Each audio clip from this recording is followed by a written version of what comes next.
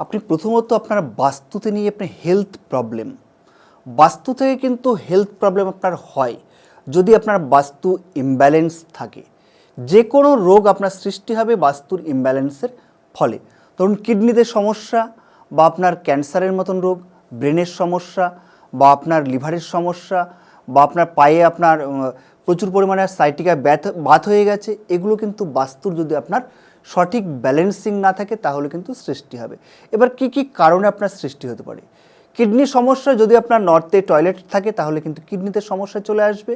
North ইস্টে যদি আপনার টয়লেট থাকে তাহলে আপনার ব্রেনের সমস্যা, ক্যান্সার, ব্রেন স্ট্রোক, এগুলো ব্রেন টিউমার, এগুলো কিন্তু সমস্যাগুলো চলে আসবে। তার সঙ্গে সঙ্গে আপনার নর্থে কিচেন থাকলেও কিন্তু বা রান্নাঘর থাকলেও কিন্তু একই সমস্যা চলে আসবে।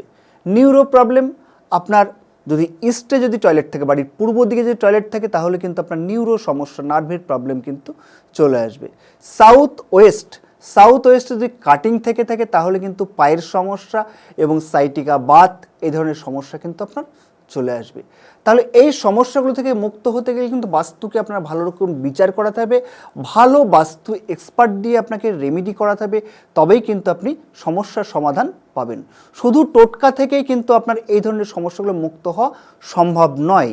যেগুলো টোটকা দ্বারা হবে সেগুলো কিন্তু আমি টোটকাতেই বলে দেবো, যেগুলো করুন তাহলে টিপসগুলো, তাহলে আপনি কিন্তু মুক্ত হতে পারবেন। কিন্তু বড় সমস্যা থাকলে কিন্তু আপনাকে তার ভালো বাস্তু এক্সপার্ট ডেকে বাড়ির দিক নির্ণয় করে ভালো রকম আপনার বাস্তুকে দেখিয়ে তারপরে কিন্তু আপনি সমস্যা থেকে মুক্ত হতে পারবেন।